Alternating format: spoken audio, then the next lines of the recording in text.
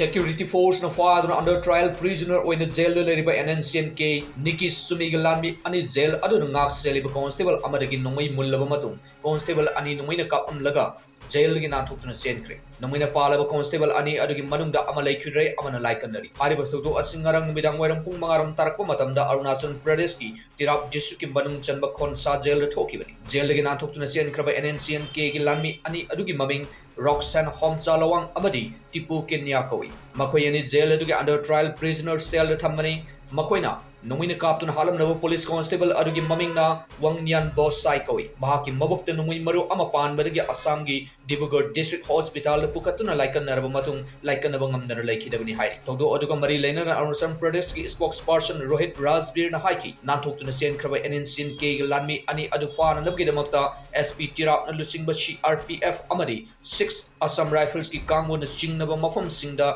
yum da sangduna thibu humbagi thabak kan chathari hai